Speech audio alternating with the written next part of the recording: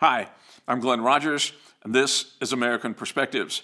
Our topic for today is a very important question, and it's the question, what are our students being taught? That's what we're going to talk about today. So whether you're a student or specifically maybe the parent of a student, I hope this will be interesting to you.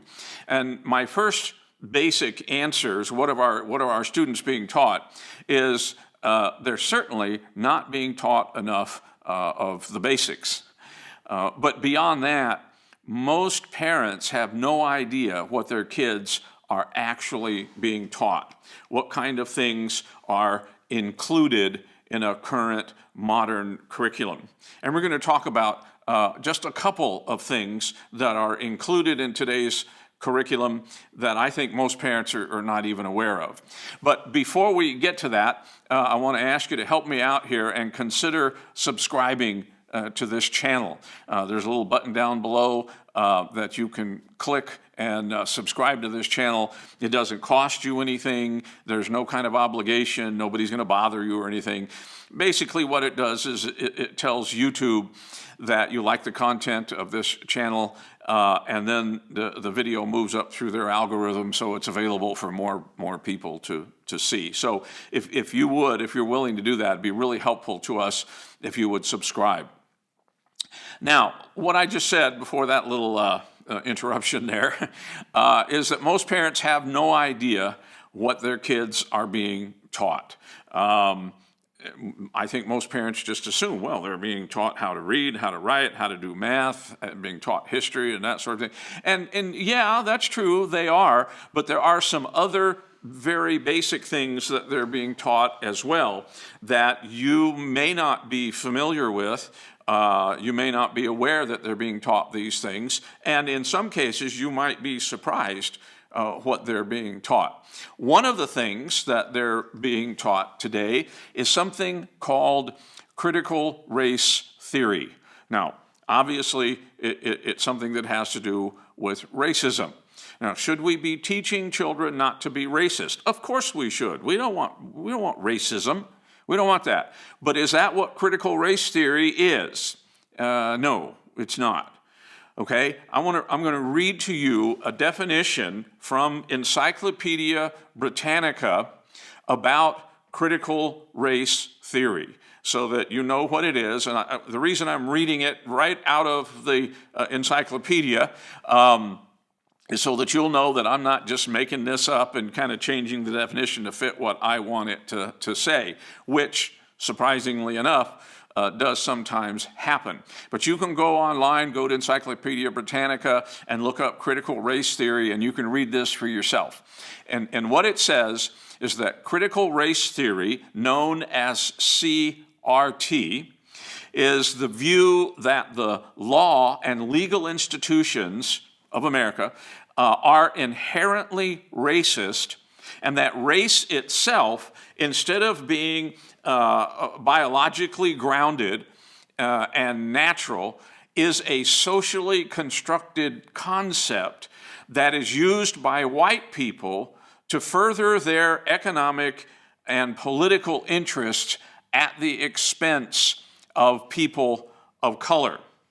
According to critical race theory, racial inequality emerges from the social, economic, and legal differences that white people create between races to maintain elite white interests in labor markets and politics, giving rise to poverty and criminality in many minority communities. Okay, that's what Encyclopedia Britannica says critical race theory is. Now, what does that mean? Well, if you read those two paragraphs a couple of times and then just sit back and think about it a moment, what you will realize is that basically what CRT, critical race theory, teaches is that all white people are racist and are using the law, economics, social structures, and more to keep minority people from succeeding. Okay, that's what it says. That's basically what it says. Now, the part where it says about the concept of race is socially constructed. Okay, there is some truth to that. You can go all the way back to Linnaeus in the 1600s, the guy that developed the concept of race and how many races there were in the world. And you realize that none of it is based on biology or genetics of any sort. It's just a way of classifying people based upon the way they look. And from that point of view, it's wrong. And anthropologists make a big deal about this, and they're correct in doing so. We shouldn't even be referring to someone's race. We can address their ethnicity, which can be traced back to specific locations and genetic markers and things like that. But that's not really the part of critical race theory that's problematic. Okay, the part of critical race theory that's problematic is in saying that all white people are racist, and the social structures they've developed, the law, economics, and all sorts of other things are specifically designed to enhance the position of white people and keep black people down. Okay, that's what the problem is. Now, this theory was developed in 1989 by an attorney. Her name is Kimberly Crenshaw. She happens to be a black attorney. And she developed this theory, and since 1989, it has gained support, and it is being taught in many, many different places across the country, even to school-age children. Now, here's the question. Did you know that your kids are being taught critical race theory? Did you know that? You'd be surprised how many people would say, no, I never heard of that before. I didn't know my kids were being taught that. Well, here's another question. Do you personally believe critical race theory? If you're a white person, are you a racist? Are you a white supremacist? Do you want your kids being taught that you're a racist, that you're a white supremacist, and that all of our institutions here in America are designed to keep black people down, and that we white people are using those institutions to enhance our own position and keep black people down? Really? Really? Do you want your kids being taught that? See, and that's only part of it, because then critical race theory segues into something else called Project 1619, which says that the establishment of America was not in 1776 when the Declaration of Independence was signed, but actually in 1619 when the first slave ships arrived, and that America was built on the backs of slaves, that slaves built this country. White people didn't, farmers didn't, business people didn't. It was all built on slave labor. And it says that America as a nation is inherently racist, and that white people, again, are white supremacists who have special privileges and who work to keep black people from succeeding. Really? If you're a parent, do you want your kids being taught that? Do you believe that kind of stuff yourself? I don't. Okay? I'm not a white supremacist. I'm not a racist. Before I became an academic, before I moved into teaching college here in the States, I was a missionary. My family and I lived in a small village in Nigeria, West Africa. We were in the middle of a jungle, basically surrounded by African people, teaching at a small bush college there. I wouldn't have done that if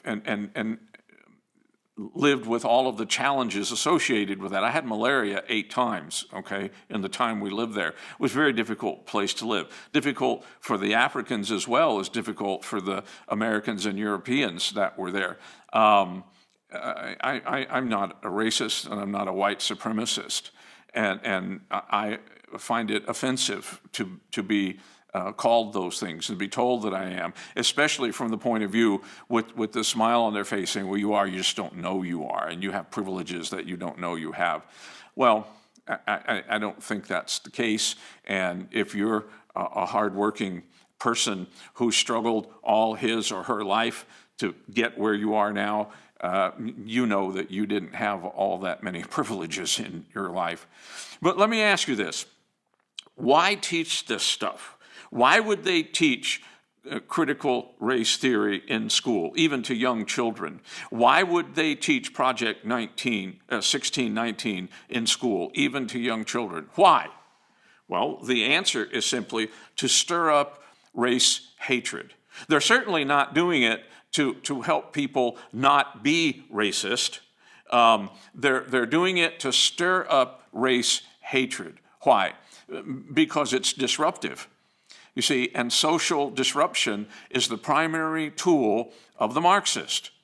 When society is sufficiently disrupted, it is more easily changed. And that's their goal. That's what they want.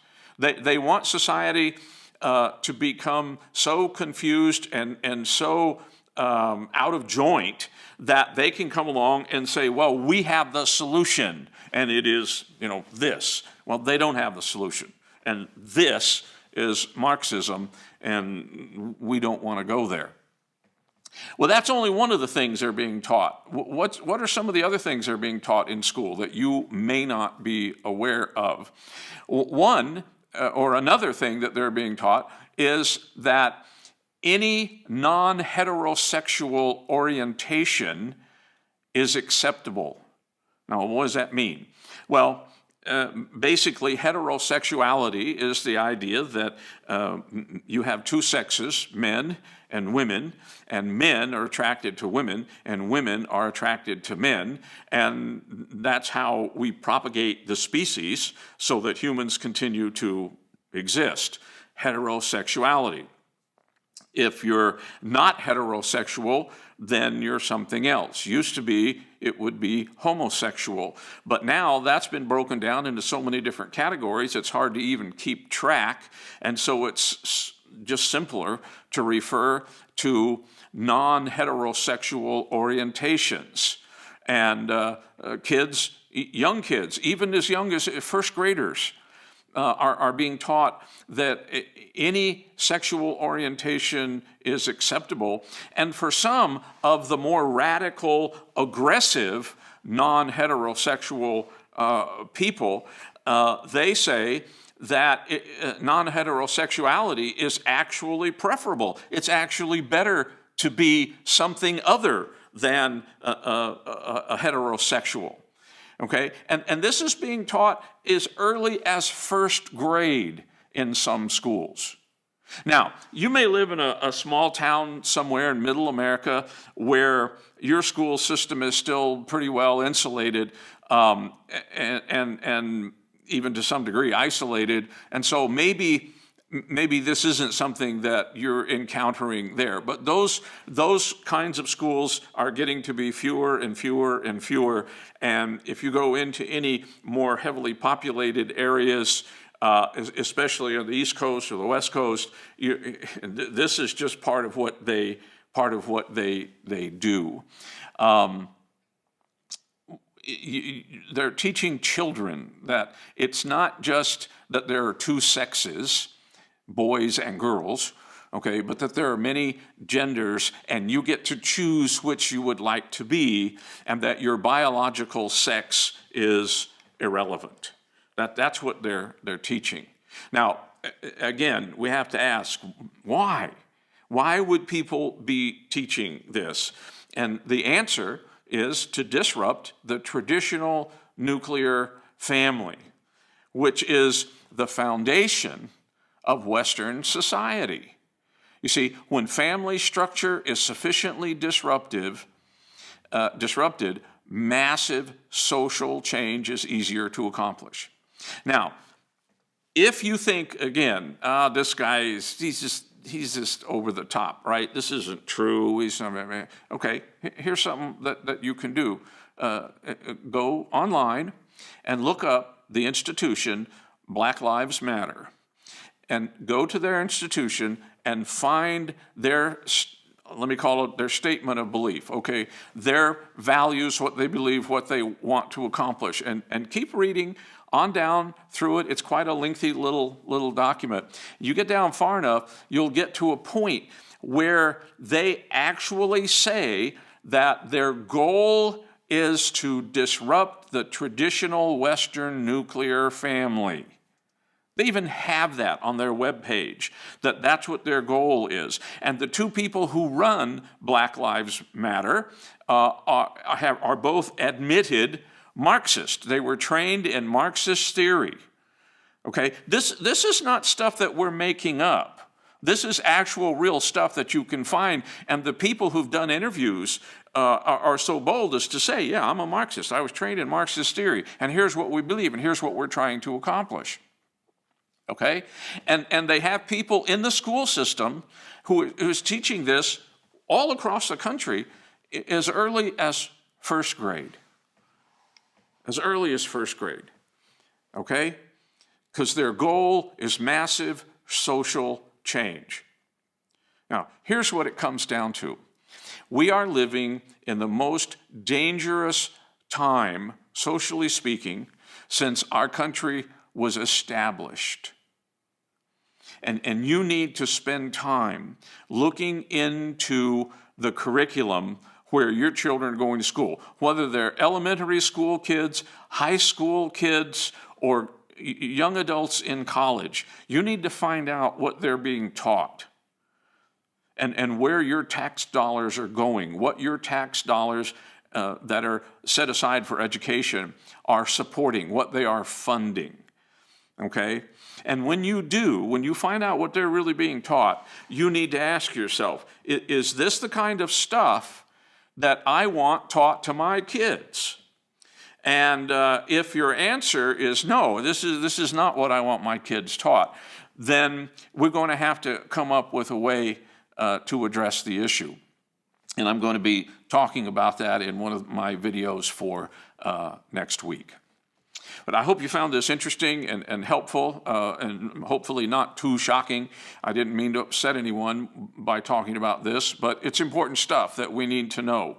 So I hope this has been helpful. Thank you for watching. Again, please consider subscribing to our channel, and I hope you'll tune into more of our videos. Thank you much.